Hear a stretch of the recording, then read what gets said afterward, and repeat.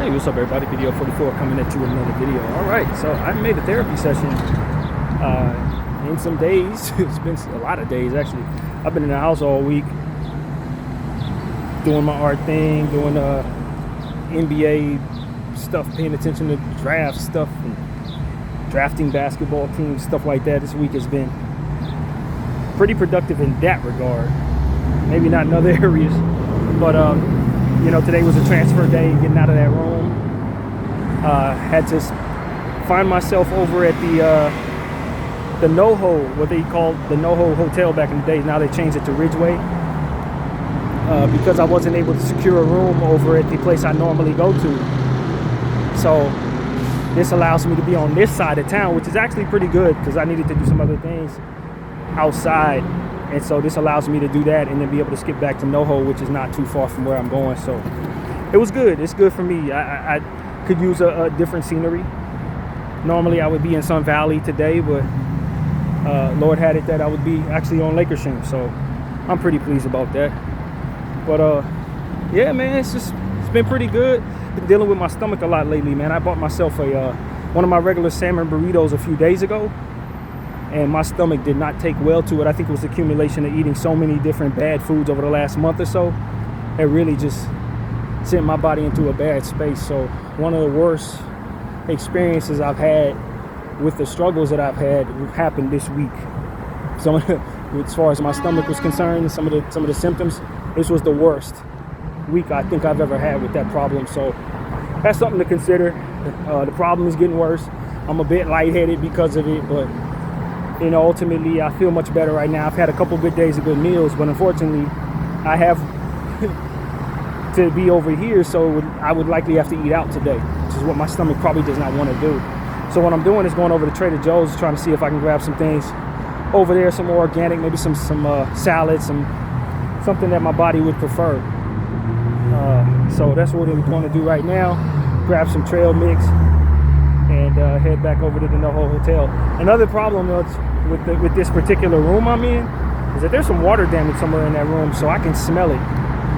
My body's very sensitive to mold, water mildew. I can smell that from a mile away, and that room is messed up in that regard. They're probably going to have to scrape down all the walls. So yeah, man, definitely not the right room for me, but I got out of there and walked around out here and taking care of business, so it's cool, you know. Make a way for myself to get the air that I need and the exercise that I need.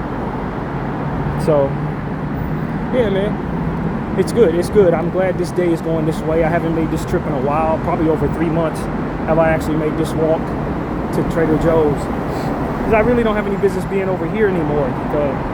Now that I've been able to find that I can do my banking at 7-Eleven again without any trouble, it makes no sense for me to be walking to the police station to do any banking.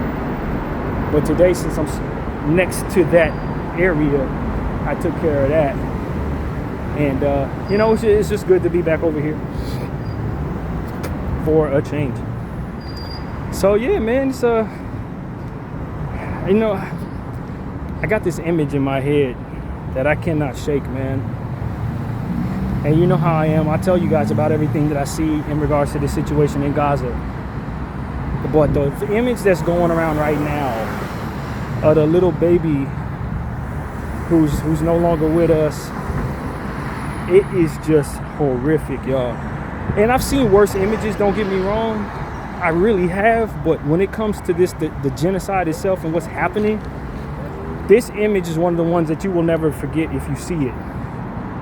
Even if you've seen worse things, it's something about that picture that haunts the hell out of you. So probably the baby's no older than probably 10 months. Head blown out, just gone. Tongue hanging out his mouth, long gone. Absolutely horrific. Absolutely horrific. And I just say to myself, like, you know, you would have to catch me at her age and raise me, deeply raise me to absolutely be fine with all of this. That would be the only way I would be fine with this. You would have to catch me that early and indoctrinate my brain that early. in order for me to see an image like that and not have a problem with it. I don't see any world where I wouldn't have a problem with that. I don't see any world where I wouldn't have a problem with that. That's all I'm saying. I saw something that was also kind of disturbing, nowhere near as, but it was a church somewhere in Texas, I believe it was. Forgive me if I'm wrong, somewhere in the South, where they had done this like play in church. It's like a reenactment of them having a few people dressed up as soldiers running up on a illegal immigrant of some sort and executing that person with machine guns in church. And you look at the people in the crowd, and the majority of them are children. It's like a bunch of 7, 8, 9-year-olds in the crowd watching this reenactment, and the preacher is screaming to the side, kill him, take that insurgent out, take him and kill him. And then they drag the person, they carry the person's body off, and the kids are like, yay! And I'm like, that is the nature of the indoctrination necessary to secure full compliance for the behaviors that we're seeing in this genocide. And this is how they do it. And as I've told people many times, the stuff that they do in Israel to those people's minds as children, now that they have full control over our government, they can start to implement those same practices over here with our children. You know, from what I understand, they're saying now that they've mandated in one of the states down there in the South as well, that the Bible, certain teachings in the Bible have to now be practiced amongst students. I'm a Christian. I don't have a problem with that unless it becomes a situation where you're trying to indoctrinate children specifically and using certain types of interpretations for those stories to push a different narrative, which we know they're doing. We know they're doing that. We know that's what they're doing. They're not teaching these kids righteous stuff. They're trying to teach these kids how to be fine with what it is they got going on. And they want to use the Bible as a means of incorporating those seeds into the minds of these kids. It is the essence of what they do in Israel. To make people fine with killing Palestinians, to make people want to throw their own lives at the idea of killing Palestinians. This is how they do it. They catch these people young enough.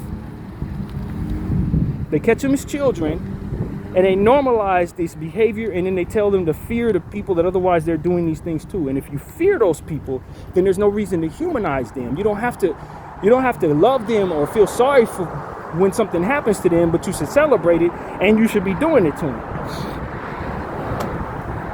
This is what they're trying to do to our kids. The next several generations of our children are supposed to be indoctrinated the same way if what they're about comes to pass.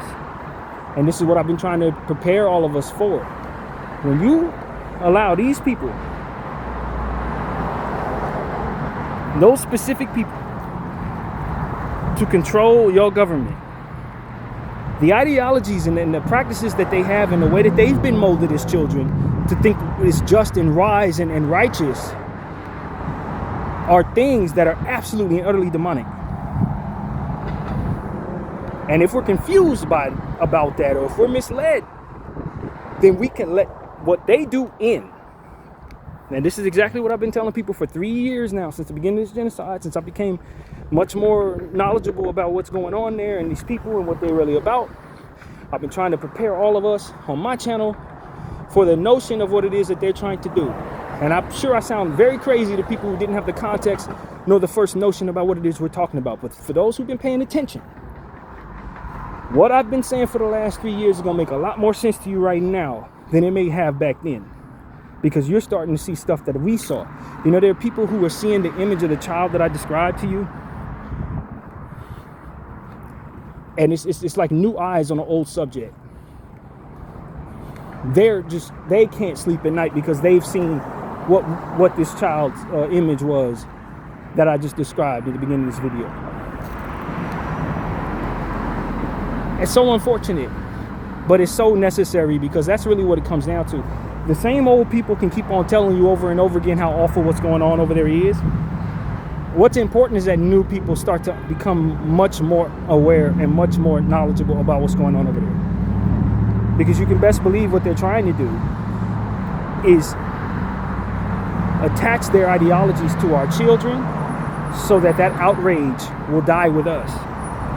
So that that insubordination, non-compliance will die with us. That's what they're hoping will happen.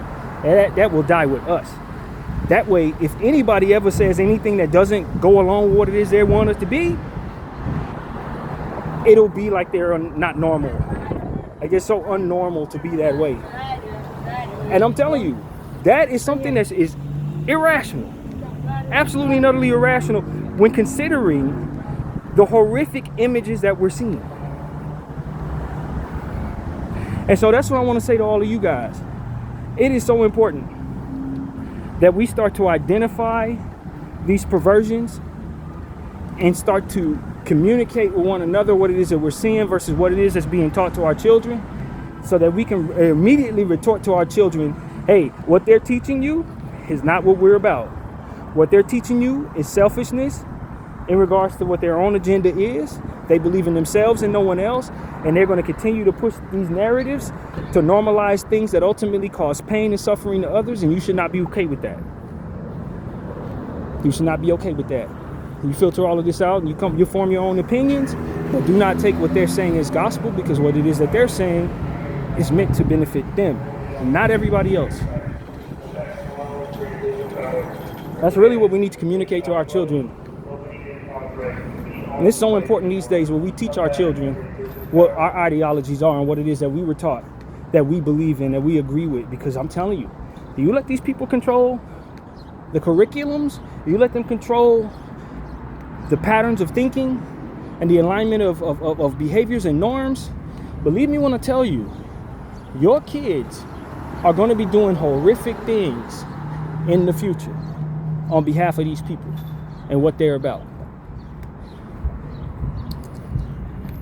And this is why I found myself hearkening back to my childhood buddy that now pushes so much anti-Islamic propaganda. Like, what she's doing is harmful because she is normalizing the actual behavior that she's against by villainizing, if that's a word, the victims of the behavior. And she is none the wiser. She doesn't know that she's doing this. She truly believes what she's been pushing and spewing, but the reality is the victims are the people that she's painting out to be the bad guys, and the bad guys are ultimately people she's not paying any attention to at all. Likely people she's taking this information from. She trusts. And so information and education is so very important for Americans. We are in a space right now where if you're not informed in these areas of information, these areas of consciousness, you really will eat all the slop, and then from there welcome a world of pain into the future of your situation, your children or whatever. You welcome an entire world of pain into your life by not being knowledgeable in these areas. And the devil is a liar and a deceiver. Emphasis on deceiver in this conversation. They will have you thinking that your enemy is your friend and that your friend is your enemy. And this is what they do. And it's like they have the power and the reach to accomplish these goals, man. And it's incumbent upon us in our little pockets of the world to be knowledgeable first and then proactive second. Knowledgeable first and then proactive second. And so, it is awful what's going on over there. If you've come to understand and listening to me, we've been talking about this for a while now. It is awful what they're doing to those folks. And because they're unapologetic in doing so, you just see more and more and more of it. Because they're not being held accountable properly, and because they have so many people compliant to it for whatever set of reasons, you just see more and more of it, man. And it's not stopping. But what is happening is that new eyes are seeing these things, man. New eyes. New people are waking up and then being horrified by what's there. And that is so important going forward. And so if I'm encouraged by anything, I'm encouraged by the word spreading. And just make sure that the conversation is honest and true about what it is we're dealing with here. You know, and I think it's only responsible for me to reiterate something that I haven't said very recently, but I've said many times on this channel. That this is not a race thing, unfortunately. It would be nice if it were, because it would make it a lot easier for us to wrap our minds around it. Those people are doing those things, so therefore they're easy to identify by their race, or they're easy to identify by their religion. It is not that simple. It's not that simple. And the context for a lot of people who are on the outside of this conversation is lacking. Because there's a lot of people on one side of their conversation, for example, saying, well, we don't care about the Palestinians because I only care about black people. Or we don't care about the Palestinians because I only care about my people. What you don't understand is that the Palestinian person that you have in your head is not the only people that are being slaughtered. Just like the idea of who the Israeli is not the only person doing the killing.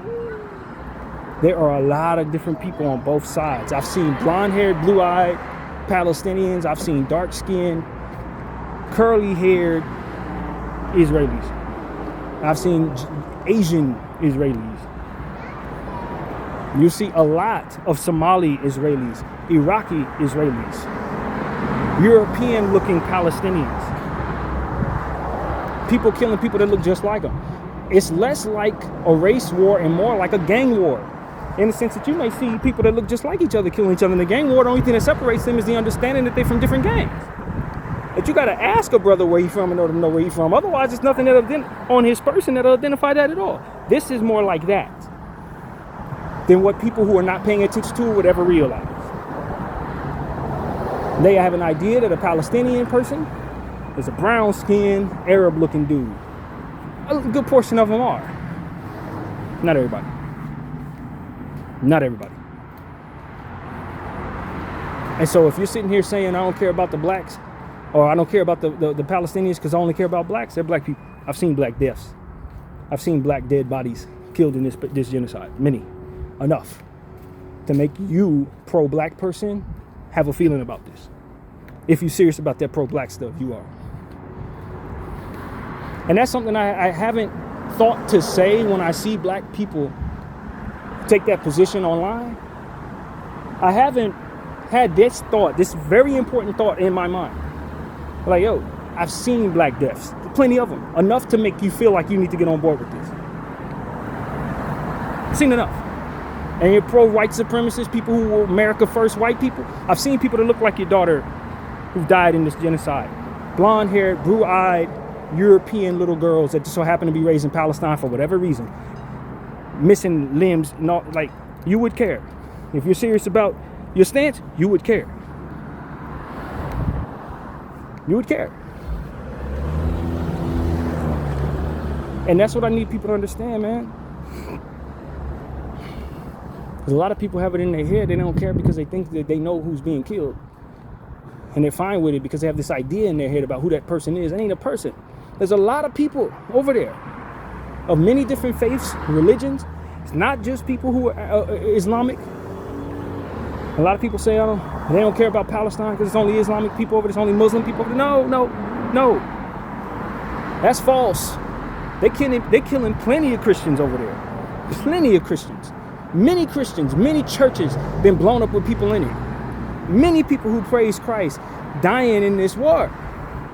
That is not a war at all, it's a genocide. Make that very clear. Many. Israel don't care. They got descendants of Jewish people in Palestine. Because Jews and Islamic people, before the invasion of white supremacy, the invasion of the Ashkenazis, lived amongst one another. So a lot of the people that are dying in this genocide are descendants from Jews.